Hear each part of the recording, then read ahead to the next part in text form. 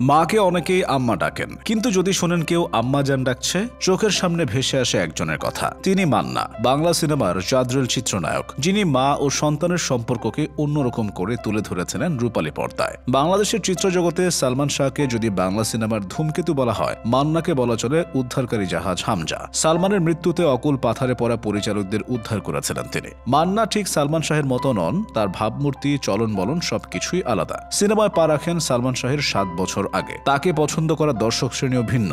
School বা college পড়ুয়া তরুণ তরুণীদের পছন্দের তালিকায় ওপরও ছিলেন সালমান। অন্যদিকে মান্নার দর্শক বেশিরভাগ ক্ষেত্রে শ্রমজীবী মানুষ। তিনি পৃথিবী ছেড়ে গেছেন 1.5 দশকেরও বেশি সময় আগে, তবু তার ভক্তরা খুঁজে ফেরেন তাকে। মান্নার আসল নাম SM আসলাম তালুকদার।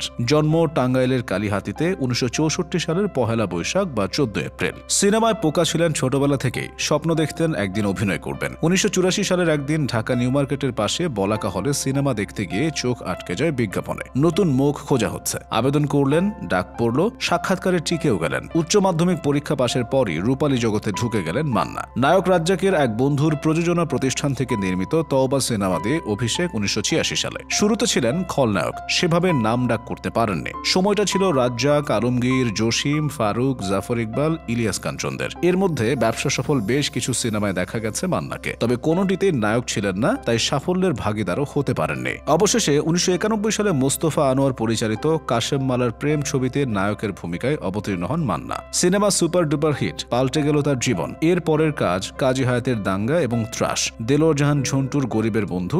মান্নার আর থামাথামি নেই। 90 দশকের শুরুতে বেশ কজন তরুণ মুখ দেখা যায় বাংলা সিনেমায়। দাপট দেখাতে থাকেন নাইম শাবনাজ, সালমান শাহ শাবনূর আর ওমর সানি মৌসুমী জুটি। 1996 সালে হঠাৎ আকাশের তারা হয়ে যান সালমান শাহ। দিশেহারা হয়ে পড়ে প্রযোজক, পরিচালক, দর্শক সবাই। আকাশচুম্বী জনপ্রিয়তার কারণে সালমানের উপর বিনিয়োগ ছিল অনেক বেশি। সেই টাকার কি হবে? এগিয়ে এলেন মান্না। বলতে গেলে একাই কাঁধে তুলে নিলেন পুরো এফডিসির জোয়াল। 1997 সালে নিজেও আসলেন প্রযোজনায়। মান্নার ভাগ্যাকাশে উকি মারে সূর্য। প্রথম ছবি লুটতরাজ সুপারহিট। চলচ্চিত্রে শুরু হয় মান্না অধ্যায়। এমন একটি সময় গেছে যখন ছবিতে মান্না আছেন, এটি সিনেমা হল হাউসফুল করার জন্য ছিল যথেষ্ট।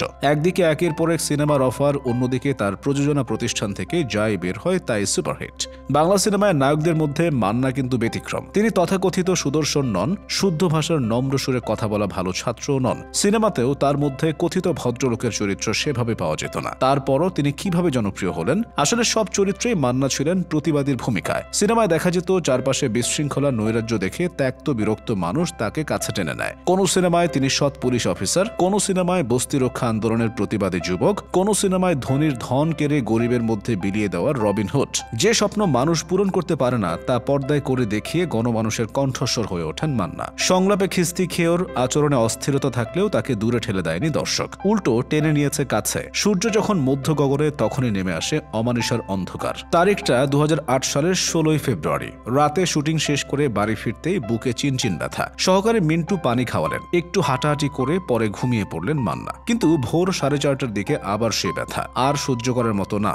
মিন্টুকে ঘুম থেকে তুলে নিজেই গাড়ি চালিয়ে উত্তরা থেকে যান গুলশানের ইউনাইটেড হাসপাতালে। আর ফেরা হয়নি। ডাক্তার জানান হৃদরোগ কেড়ে নিয়েছে ঢাকায় চলচ্চিত্রের তুমুল জনপ্রিয় এই অভিনেতার প্রাণ। মান্না চলে যাওয়ায় যে শূন্যতা সৃষ্টি হয়েছে ঢালিউডে, তার পূরণ হয়নি, পূরণ হবারও নয়। দর্শক শূন্য চলচ্চিত্র পাড়াও আর আগের মতো একতাবদ্ধ থাকেনি। দলাদলি, রেষারেষিতে বিভক্ত হয়ে যায় পুরো সিনেমা পাড়া।